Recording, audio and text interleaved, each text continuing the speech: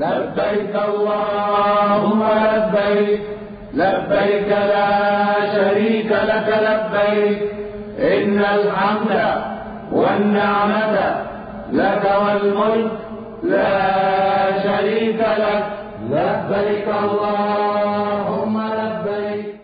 السلام علیکم ورحمۃ اللہ وبرکاتہ. نحمده ونصلی علی رسولہ الکریم. اما بعد فاعوذ باللہ من الشیطان الرجیم. بسم اللہ الرحمن الرحیم. رب اشرح لی صدری ویسر لی امری واحلل عقدۃ من لسانی یفقہوا قولی. کل ہم نے عمرے کے بارے میں پڑھا تھا کہ کس فعل پر عمرہ تمام ہو جاتا ہے، مکمل ہو جاتا ہے. عمرہ کرنے کے بعد احرام کھول دیتے ہیں اور باقی دن مکہ میں گزارتے ہیں، یا بعض لوگ اس دوران کچھ دن مدینہ میں گزار کر واپس آتے ہیں. حج کے کچھ آداب ہیں جنہیں ملحوظ رکھنا چاہیے. ہر چیز کے کچھ مینرز ہوتے ہیں. کسی بھی جگہ رہنے، کسی بھی جگہ پر جانے میں کیا کیا چیزیں ضروری ہیں وہ ہم سب کو عام طور پر معلوم ہوتی ہیں یا جانے سے پہلے ہم معلوم کرتے ہیں. عموماً ہم مناسک تو سیکھتے ہیں، لیکن روزمرہ زندگی میں وہاں دوسرے لوگوں کے ساتھ رہنا کس طرح ہے، کیسے بہیو کرنا ہے، کیسے معاملات رکھنے ہیں، کیسا اخلاق ہونا چاہیے، اس چیز کی عموماً پرواہ نہیں کی جاتی. تو اس طرف توجہ بھی بہت ضروری ہے. اللہ سبحانہ وتعالیٰ نے قرآن مجید میں حج کا ذکر کرتے ہوئے کیا فرمایا؟ فَمَنْ فَرَضَ فِيهِنَّ الْحَجَّ فَلَا رَفَثَ وَلَا فُسُوقَ وَلَا جِدَالَ فِي الْحَجِّ. اور اسی طرح وَتَزَوَّدُوا فَإِنَّ خَيْرَ الزَّادِ التَّقْوَى. جاتے ہوئے ساتھ تقوی لے جائیں، اور وہاں پر جن چیزوں سے پرہیز کرنا ہے وہ رفث، فسوق اور جدال ہے. ان سب چیزوں سے کس طرح بچا جا سکتا ہے؟ وہ کون سی ایک خاص کوالٹی ہے کہ جو انسان کے اندر آ جائے تو ان چیزوں سے بچ سکتا ہے؟ صبر. صبر آ جائے تو پھر ہی انسان لڑائی جھگڑے اور فتنے فساد سے اور جدال سے اور فسوق سے اور رفث سے بچ سکتا ہے. قرآن مجید میں اللہ تعالیٰ فرماتے ہیں وَجَعَلْنَا بَعْدَكُمْ لِبَعْدٍ فِتْنَةً أَتَصْبِرُونَ. اور ہم نے تمہارے بعض کو بعض کے لیے ایک آزمائش بنایا ہے. انسانوں کے لیے بہت بڑا امتحان ہے، بہت بڑا. ہم اپنے آس پاس کے لوگوں کی وجہ سے ہی خوش ہوتے ہیں، اور انہی کی حرکتوں کی وجہ سے یا تکلیف دہ حرکتوں کی وجہ سے ہم غصے میں آتے ہیں یا ناراض ہوتے ہیں یا پریشان ہوتے ہیں یا اداس ہوتے ہیں. تو انسان ایک ایسی مخلوق ہے جو اکیلی بھی نہیں رہ سکتی، لیکن لوگوں کے ساتھ رہنا اس سے بھی زیادہ مشکل کام ہے. ہم کسی حال میں بھی راضی نہیں ہوتے، اور یہ ایک بہت بڑا امتحان ہے ہم سب کا.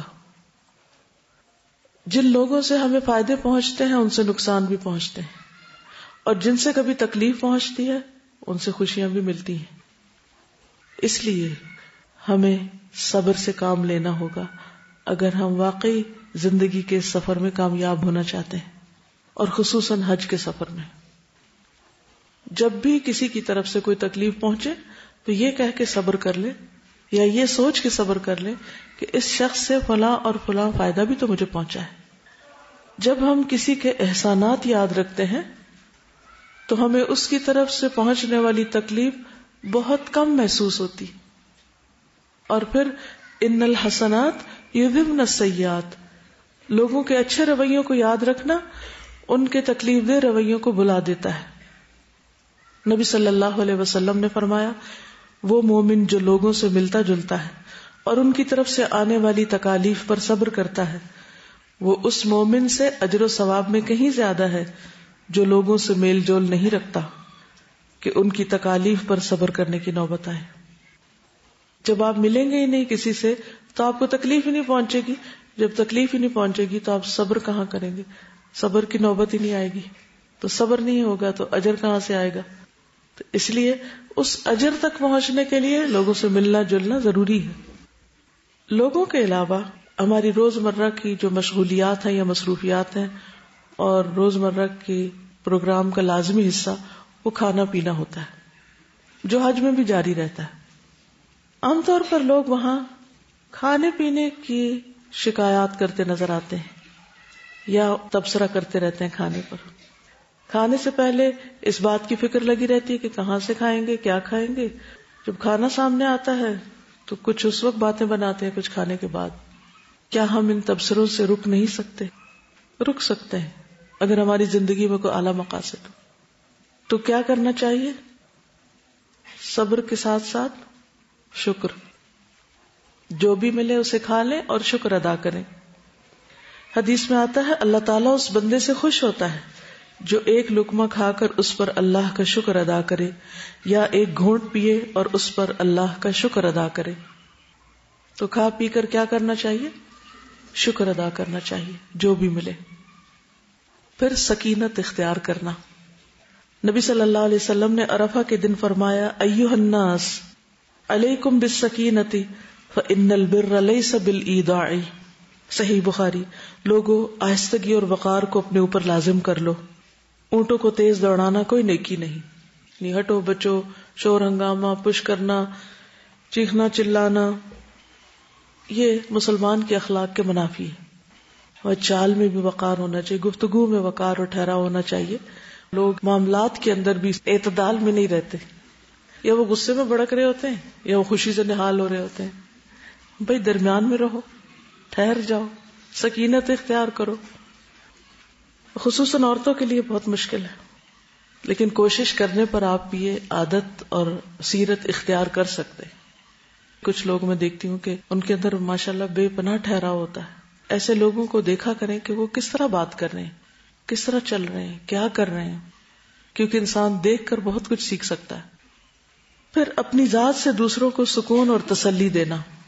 انس بن مالک رضی اللہ عنہ سے روایت ہے کہ نبی صلی اللہ علیہ وسلم نے فرمایا یسروا ولا تعسروا وسکنوا ولا تنفروا. آسانی پیدا کرو, تنگی پیدا نہ کرو, لوگوں کو تسلی اور سکون دو, نفرت نہ دلاؤ. یعنی جہاں چاروں طرف آپ کے لوگ ہی لوگ ہوں وہاں پر آپ کے لیے نیکی کرنے کے مواقع بڑھ جاتے ہیں.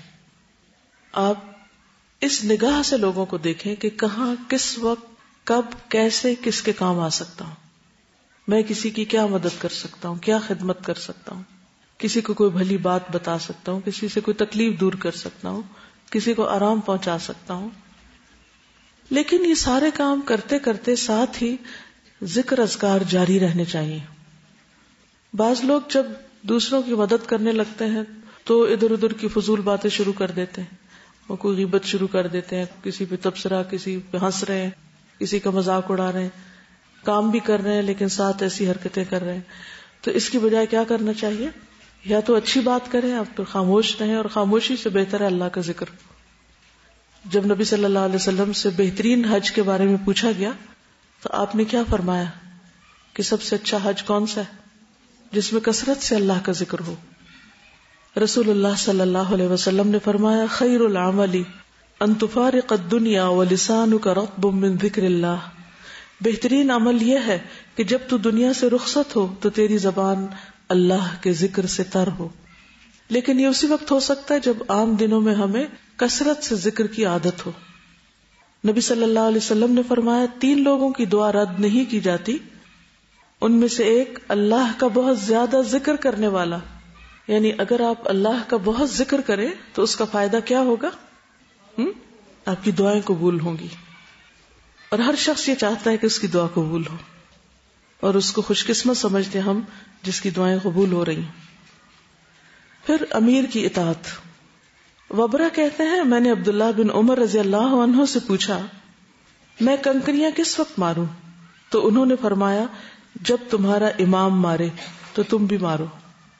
عموماً گروپس میں حج ہوتا ہے, چاہے فیملی کا ہو یا کسی ملک سے جب آپ جانے ہو تو اس وقت اکٹھے حج کر رہے ہو, تو اس میں ہر شخص کو اپنی الگ الگ راہ نہیں پکڑنی چاہیے, اور اپنی مرضی سے قافلے سے ادھر ادھر نہیں بھٹک جانا چاہیے, کیونکہ کچھ پتہ نہیں کہ اتنے رش میں کوئی کچلا جائے, کسی کو ہارٹ اٹیک ہو جائے, کچھ ہو جائے, اور پھر آپ کو کوئی پہچانتا نہ ہو, جانتا نہ ہو, تو کتنی مشکل ہو. یا آپ راستہ ہی نہ کھو بیٹھیں, یا غلطی سے کسی لمبے راستے پہ نہ پڑ جائیں اور بلا وجہ کی مشقت میں پڑ جائیں, اور آپ بہت سی اور دیگر خیر سے محروم ہو جائیں. تو اس لیے حج کے سفر میں اور کسی بھی اجتماعی سفر میں, خواہ کوئی ٹرپ ہو, کیا کرنا چاہیے؟ انسٹرکشنز کو غور سے سننا چاہیے اور ان کو فالو کرنا چاہیے، چاہے وہ گروپ ٹائم ہو یا کلاس روم ہو یا سفر میں ہو یا پھر حج پہ ہو. آپ وہاں پر دیکھیں گے کہ بہت سے ممالک کے گروپس اتنے آرگنائزڈ ہوتے ہیں، حتیٰ کہ لباس تو چھوڑو، ان کے جو بیگز ہوتے ہیں وہ بھی ایک سائز کے اور ایک رنگ کے اور ایک طرح کے اسٹریپ سے بندھے ہوئے. حج پر بھی لوگ بہت ہی آرگنائزڈ وے میں سفر کر رہے ہوتے ہیں اور وہ اس سنت پر عمل کر رہے ہوتے ہیں. اپنی مرضی کرنے میں سہولت تو بہت ہوتی ہے، لیکن بتائیے کہ کیا ہمیشہ ہی سہولت ہوتی؟ اس سے بہت زیادہ پرہیز کرنا چاہیے کہ جہاں بھی آپ اکٹھے ہو کر جائیں، اکٹھے ہو کر رہیں، تو جو وقت بتایا جائے، جو جگہ بتائی جائے، اس کی پابندی کریں، ورنہ آپ خود کو بھی مصیبت میں ڈالیں گے اور دوسروں کو بھی. پھر لڑائی جھگڑے سے بچنا. بہت زیادہ مواقع ہوتے ہیں وہاں لڑنے کے، لیکن اللہ تعالیٰ نے خاص طور پر مینشن کیا ولا جدال، لڑنا تو ہے ہی نہیں. نبی صلی اللہ علیہ وسلم نے جب حدیبیہ میں پڑاؤ ڈالا تو ان کے ایک خیر خواہ نے خبر دی کہ میں کعب بن لؤی اور عامر بن لؤی کو پیچھے چھوڑ کر آ رہا ہوں، جنہوں نے حدیبیہ کے پانی کے ذخیروں پر اپنا پڑاؤ ڈال دیا ہے. ان کے ساتھ بکثرت دودھ دینے والی اونٹنیاں اپنے بچوں کے ساتھ ہیں. وہ آپ سے لڑیں گے اور آپ کے بیت اللہ پہنچنے میں رکاوٹ بنیں گے. لیکن آپ نے فرمایا ہم کسی سے لڑنے نہیں آئے، ہم صرف عمرے کے ارادے سے آئے ہیں. تو جو اللہ کے راستے میں ہوتا ہے، یعنی حج یا عمرے کے سفر میں، یہ بالکل پیسفل سفر ہوتا ہے. کوئی آپ سے لڑنا بھی چاہے یا لڑائی چھیڑے بھی تو آپ اس کو موقع نہ دیں. بعض لوگوں کو عادت ہوتی ہے، جب پتہ ہو ایک شخص کی عادت کا کہ اس کو لڑنے کی عادت ہے اور اس سے آپ آرام سے بھی کوئی بات کریں گے تو لڑ کے ہی جواب دے گا، تو بس بات کو سمجھ لیں کہ اس نے لڑنا ہے اور ایکسپیکٹ کیا کریں کہ میں سیدھی بات بھی کروں گا تو یہ الٹا جواب دے گا. ہوتا ہے نا، ایسے لوگ ہوتے ہیں، ہر جگہ ہوتے ہیں. تو جب زندگی میں آپ لوگوں کے مزاج سمجھ جاتے ہیں تو آپ کو معاملہ کرنے میں بہت آسانی ہو جاتی ہے. جس چیز کو آپ ایکسپیکٹ کر رہے ہوتے جب وہ سامنے آ جاتی تو آپ کہتے ہیں تو نارمل ہے، سو واٹ، یہ تو ہونا ہی تھا. پہلے سے آپ انتظار میں ہوتے اچھا وہ کیا ہوتا ہے. تو اسی طرح اگر اس سفر میں بھی آپ کا ساتھ کچھ ایسے لوگوں سے ہو جائے کہ جو بد اخلاق ہوں، بد زبان ہوں، بدتمیزی سے بات کرتے ہوں، آپ کو معلوم ہے یہ عادتیں بچپن سے پڑ جاتی ہیں لوگوں کو نا، بعض اوقات بڑے ہو کر بھی نہیں جاتی. وہ کسی بھی مقام پہ پہنچ جائیں لیکن ان کے پھر اخلاق نہیں بدلتے، کیونکہ وہ ان ماحول کی پیداوار ہے نا. بعض اوقات ان کے بس کی بات نہیں ہوتی، ان کو سمجھ بھی نہیں ہوتی وہ کیا بول رہے ہیں، کیا کہہ رہے ہیں، احساس بھی نہیں ہوتا. چھوٹ چھوٹ کے تانے دیتے جاتے ہیں اور وہ اس کو اپنے بڑی سمارٹنیس سمجھتے ہیں، حالانکہ انتہا درجے کی بد اخلاقی ہوتی. دین یہ تعلیم نہیں دیتا. یہ لوگوں کے اپنے اخلاق، مزاج، ان کے خاندان، ان کے ماحول ہوتے ہیں جن کا وہ رنگ چڑھائے ہوتے ہیں اپنے اوپر. تو جب کوئی لڑنے جا رہا ہو تو پھر کنارہ کشی کر لیں. مسور بن مخرمہ سے روایت ہے کہ رسول اللہ صلی اللہ علیہ وسلم صلح حدیبیہ کے موقع پر مکہ جا رہے تھے. ابھی آپ راستے میں تھے کہ آپ نے فرمایا خالد بن ولید قریش کے سواروں کے ساتھ ہماری نقل و حرکت کا اندازہ لگانے کے لیے مقام غمیم میں مقیم ہے، اس لیے تم لوگ داہنی طرف ہو جاؤ. بس اللہ کی قسم خالد کو ان کے متعلق کچھ بھی علم نہ ہو سکا.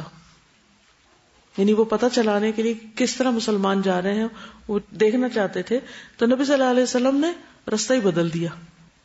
جب آپ کو پتہ ہو کہ لڑنے والا وہ سامنے سے آ رہا ہے تو آپ کیا کریں؟ بہادری کا مظاہرہ کریں، آستینیں چڑھانے لگیں؟ نہیں، رستہ بدل دیں. لوگوں کے ساتھ اچھے اخلاق سے پیش آئیں. یعنی یہ تو اس صورت میں جب کوئی آپ سے لڑنے آ رہا ہو، لیکن آپ خود جب معاملہ کریں تو اچھی طرح کریں. حدیث میں آتا ہے جہاں کہیں بھی ہو اللہ سے ڈرو، برائی کے بعد بھلائی کرو تاکہ وہ اسے مٹا دے، اور لوگوں سے اچھے اخلاق سے پیش آؤ.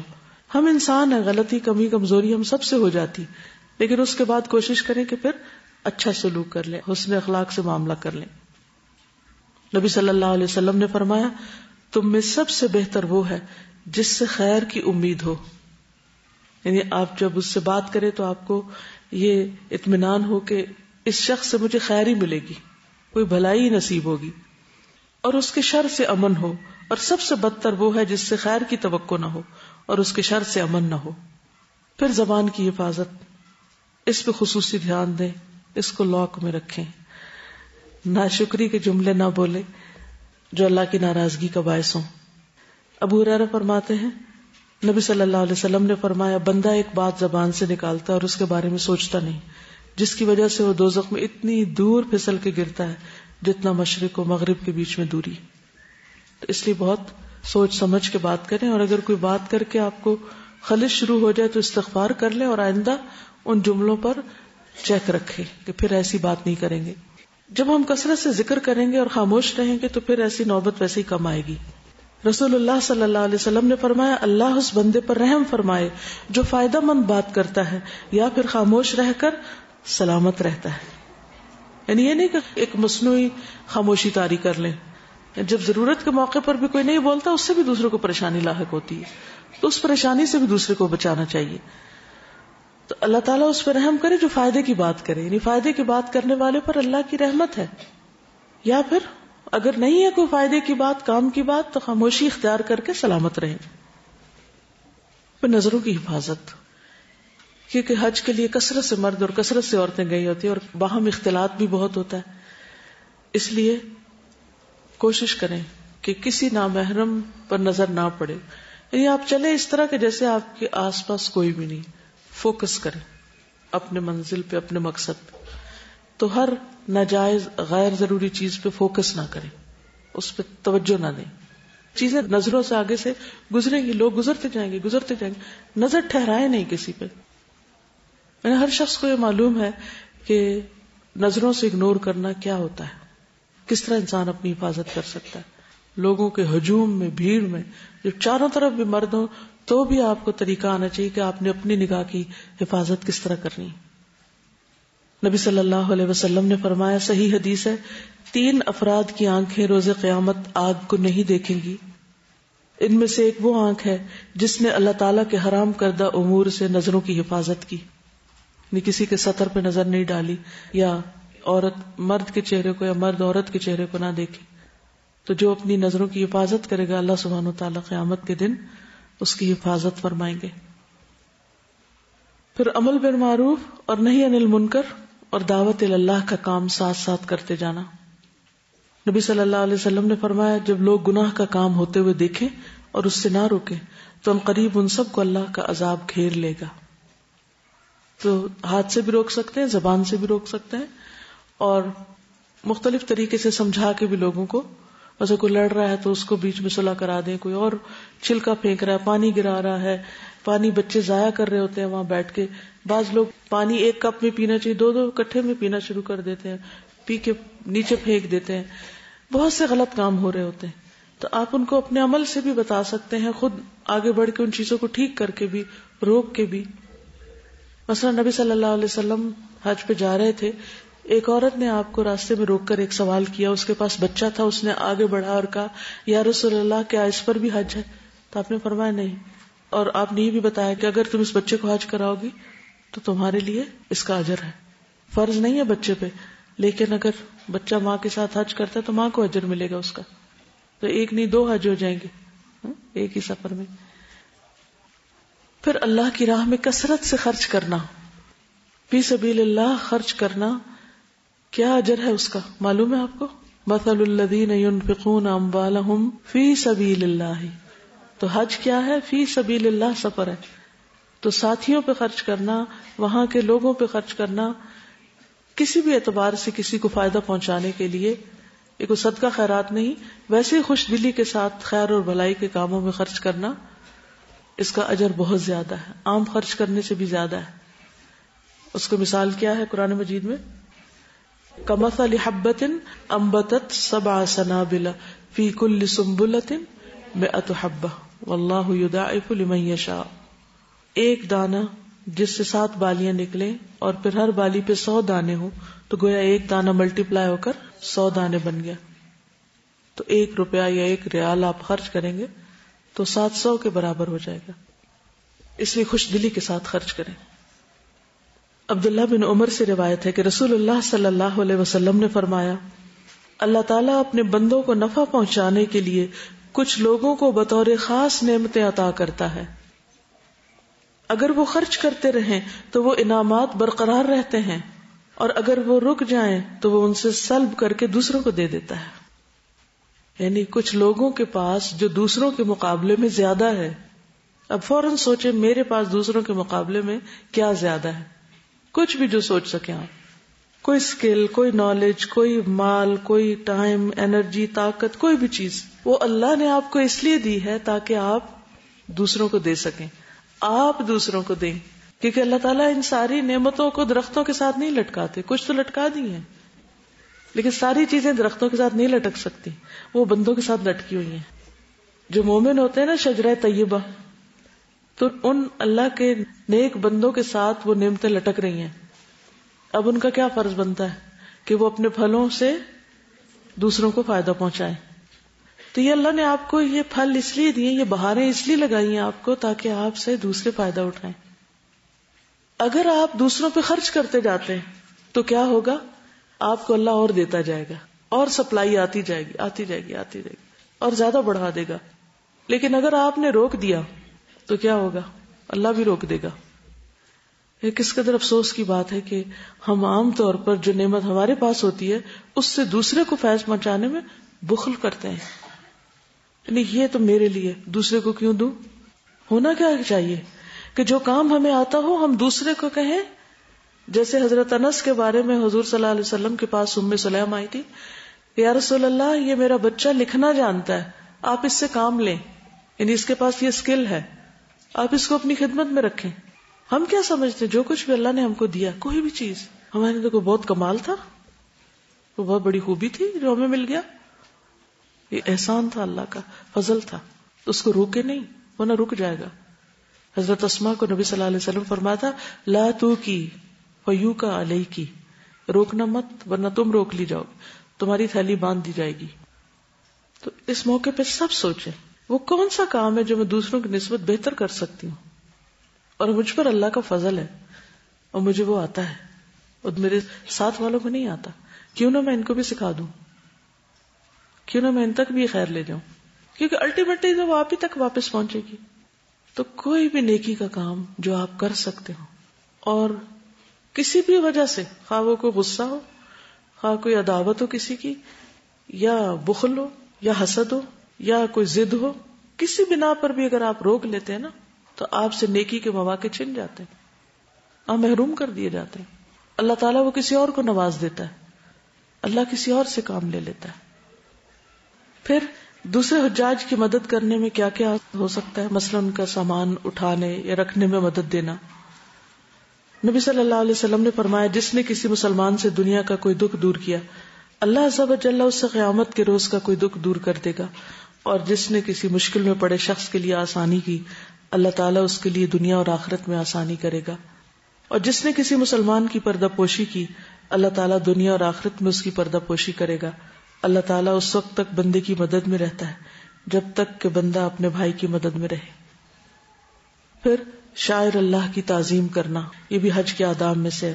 وَمَن يُعَظِّمْ شَعَائِرَ اللَّهِ فَإِنَّهَا مِن تَقْوَى الْقُلُوبِ. کیا کیا شاعر اللہ ہیں؟ مثلا جتنے بھی مناسک ہیں وہاں، خاص طور پہ مسجد ہے، کعبہ شریف ہے، تو وہاں شور ہنگامے سے بچنا، لڑائی سے اور ایسے کام کرنے سے جو مسجد کے ادب کے خلاف ہوں. بعض لوگ وہاں کوڑا بکھیر دیتے ہیں، صفائی کا لحاظ نہیں رکھتے، کعبہ کی طرف وہاں بھی پاؤں کر کے لیٹ جاتے ہیں، قرآن مجید نیچے رکھ دیتے ہیں. تو یہ ساری چیزیں جو ہیں یہ ناپسندیدہ ہیں. پھر یہ کہ اپنے آپ کو بیکار چیزوں سے دور رکھنا، بیکار گفتگو، بیکار کام، غیر ضروری مصروفیات، کیونکہ گنتی کے چند دن ہیں یہ بھی، ان سے پورا فائدہ اٹھانا چاہیے. اور ویسے بھی انسان کے اسلام کی خوبی یہ ہے کہ وہ بیکار کاموں کو چھوڑ دے. پھر دوسروں کی ضروریات کا خیال رکھنا، کسی کو پانی پلا دینا، کسی کو کھانا لا کر دے دینا. کچھ لوگ چائے پینے کے عادی ہوتے ہیں، بزرگ لوگ، ان کے لیے چائے لا کر دینا، یا اگر پکانے کی جگہ ہے تو پکا کر سب کو سرو کر دینا. ایک گروپ کے اندر ینگ لوگ ہوتے ہیں، کوئی بڑے عمر کے ہوتے ہیں، کوئی بہت صحت مند ہوتے ہیں، کوئی بیمار ہوتے ہیں. تو آپ اپنا مقام دیکھ لیجئے کہ آپ کہاں ہیں اور آپ کتنی نیکی کما سکتے ہیں. تو اس اعتبار سے دوسروں کے ساتھ جتنی بھی ان کی خدمت، ان کی مدد آپ کر سکتے ہو کریں، لیکن ساتھ ساتھ نیت ضرور قابو میں رکھیں. پیپل پلیزر نہ بن جائیں کہ لوگ کہیں گے واہ بھائی واہ فلاں تو بہت اچھی ہے، اس نے تو اتنی خدمت کی حج کے سفر میں کہ بس ہمیں بھولتا ہی نہیں. یہ تمغہ لینے کے لیے نہیں کریں. جب شیطان دل میں یہ وسوسہ ڈالے تو فوراً اپنے آپ کو سنبھالے کہ نہیں، مجھے تو اللہ کی رضا چاہیے.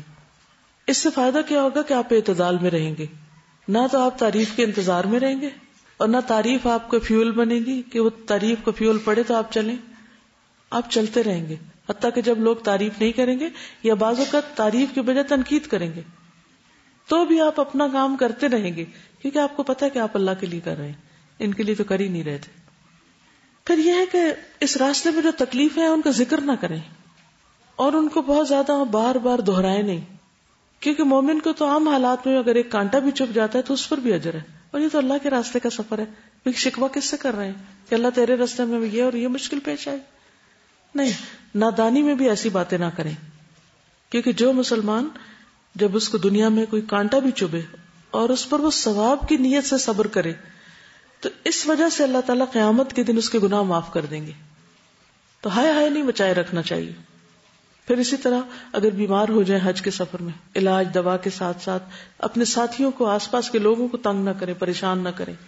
بخار بھی چڑھے تو جسم سے اس طرح گناہ جھڑتے ہیں جیسے سوکھے پتے درخت سے جھڑتے ہیں، تو یہ سارے گناہوں کو جھاڑنے کے طریقے ہوتے ہیں، تو اس کا بھی بہت ذکر نہ کریں. پھر دوسروں میں صلح کروانا. بعض اوقات آپ کے گروپ میں 2 لوگ آپس میں لڑ بیٹھتے ہیں اور وہ بولنا چالنا چھوڑ دیتے ہیں، تو صلح کرانا کتنی بڑی نیکی ہے. نماز، روزے، حج، زکوٰۃ سے بھی بڑی، اجر و ثواب میں بڑھ جاتی. کیونکہ ہوتا ہی ہے کہ جب 2 لوگوں کی لڑائی ہو جاتی ہے، آپس میں کوئی مس انڈرسٹینڈنگ ہوتی ہے، پھر آپ کو غیبت بھی سننی پڑتی ہے اور بدگمانیاں بھی بعض اوقات آپ کے دل میں آ جاتی ہیں اور بعض اوقات دوسروں کو آپ بلٹل کرنے لگتے ہیں. تو بہتر ہے کہ جلد از جلد ان کی دوستی کرا دی جائے. تو اس سے انشاءاللہ تعالیٰ آپ کے حج کا سفر جو ہے وہ خوشی سے گزرے گا. چلیے اب اجازت. سبحانک اللہم و بحمدک، اشہد ان لا الہ الا انت، استغفرک و اتوب الیک.